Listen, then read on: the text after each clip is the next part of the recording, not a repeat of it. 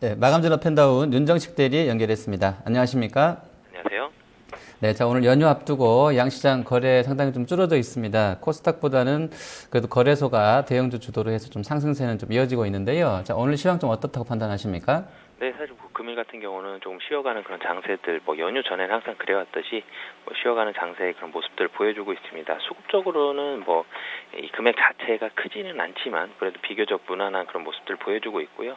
선물 쪽으로 해서 외국엔 매수세 들어온다는 점, 그리고 거래소 중심으로 해서 기관 매수세가 들어온다는 점이 거래소 시장을 그래도 소폭이지만 플러스로 만들고 있는 그런 이유라고 보시면 될 것 같습니다. 네. 자, 그럼 종목별로 상승하는 쪽 보겠습니다. 메리츠종금증권과 현대중공업, 기아차 이제 올려주셨는데요. 자, 메리츠 먼저 보겠습니다. 일단 실적이 워낙에 좀 잘 나왔던 부분이 있어요. PER이 뭐 7배도 안 된 수준까지 떨어져 있고요. 배당도 시가 배당으로 보니까 5.4%까지 나와 있습니다. 오늘 또 자본 환원 관련된 이야기들 뭐 긍정적이다 나와 있습니다. 7% 오늘 급등세 나와 있는데요. 지금 3,900원 선입니다. 뭐 추가로 좀 상승이 가능하겠습니까? 네, 사실 뭐 3,900원, 4,000원 정도의 지금 뭐 61선이 있기 때문에 여기서는 소폭의 조금 저항을 받을 수는 있지만 금일 기관과 외국인 매수세가 상당히 좀 강하기 때문에 뭐 추가적으로 상승은 충분히 가능하다라고 보시면 될 것 같습니다.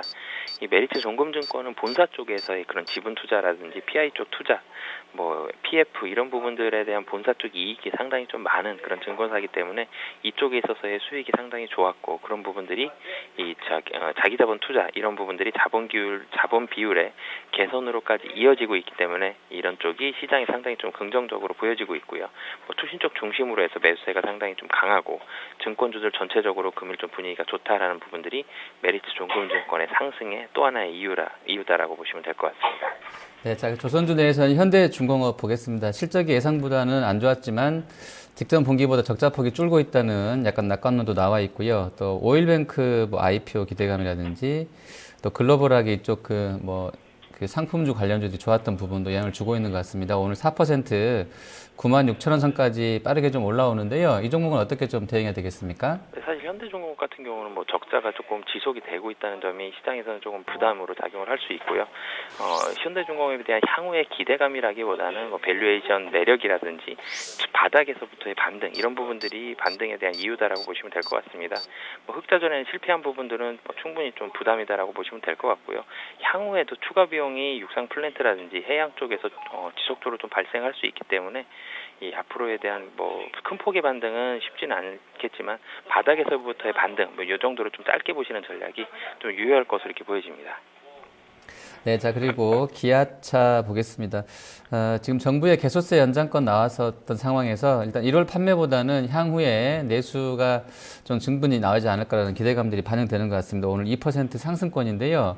기아차는 어떤 전략으로 대응해야 되겠습니까? 네, 사실 뭐 좀 개소세 영향이 뭐 분명히 있습니다. 하지만 일본에서의 그런 부담감 충분히 있고요. 그러니까 개소세의 영향과 환율에 대한 부분들은 기아차의 플러스 요인, 그리고 일본에 대한 부담감은 마이너스 요인, 그리고 국내에서의 그런 판매 침체라든지 글로벌적으로 점유율이 크게 좀 증가하지 못하고 있다는 점은 좀 부담으로 작용한다고 보시면 될 것 같고요. 뭐 좀 중장기적으로 메리트가 있다기보다는 좀 바닥권에서 밸류에이션 매력으로 올라가는 부분들이 좀 많다라고 보시면 될 것 같습니다. 네, 자, 하락 쪽 살펴보겠습니다.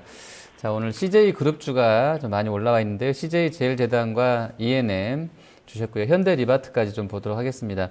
일단 CJ 제일제당하고 뭐 ENM은 실적이 예상보다 좀 안 좋았던 부분이 있습니다. 오늘 CJ 제일제당이 7%뭐 급락이고요. 뭐 ENM도 7.5% 낙폭을 좀 더 계속 키워가고 있는데 이 두 종목은 좀 어떻게 좀 접근해야 되겠습니까? 네, 뭐 최근에 실적 안 좋게 나오면 상당히 좀 많이 떨어지고 있는 그런 모습인데 CJ 제일제당도 40만 원 위에서 비교적 견고하게 잘 버텨주다가 한 번에 개파락하면서 음봉 길게 내고 있는 그런 모습입니다.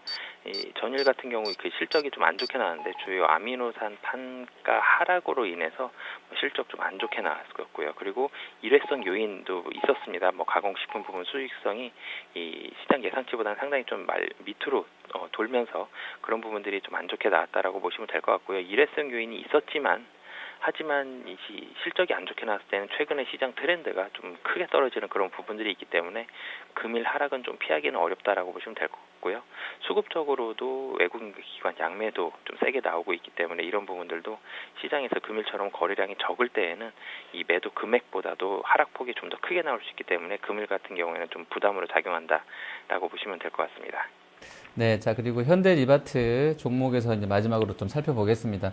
일단 뭐 한샘이 가이던스보다 좀 실적이 잘 나왔던 상황에서 뭐 오늘은 좀 약세입니다만 현대리바트도 약간 따라가지 않나 싶습니다. 하지만 또 현대리바트는 아직 실적 안 냈습니다만 가이던스는 상당히 좀 좋게 나와 있고요. 주가 흐름을 보면 작년에 아주 뭐 긴 그 윗꼬리를 달고 아주 고점 부근에서 폭락했던 상황에서 올해 한 20% 반등 나와 있다가 오늘 한 4% 다시 밀려나는데요. 자, 현대리바트 포함해서 건자재가 오늘 좀 약간 좀 다 흔들리고 있습니다. 이 리바트는 좀 어떻게 좀 대응을 해봐야 되겠습니까?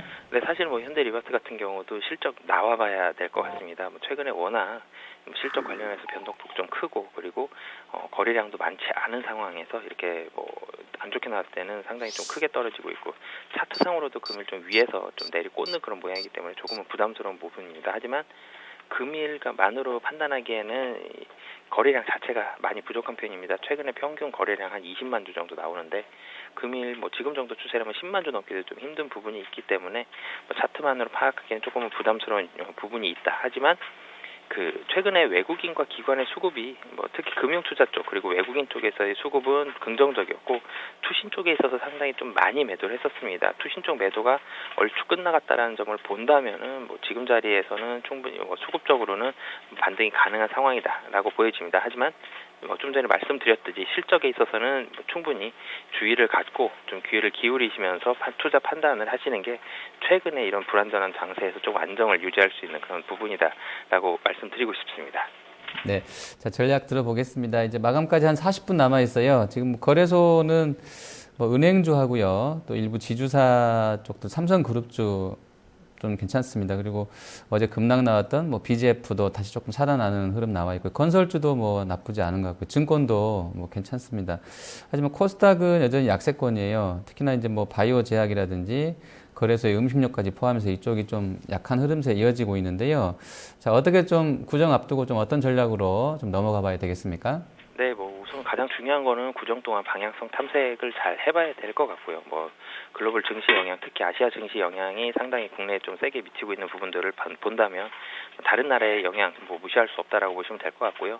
상승하는 종목들은 이유되기가 어려운 종목들이 많은데 하락하는 종목들은 이유가 대부분 있습니다.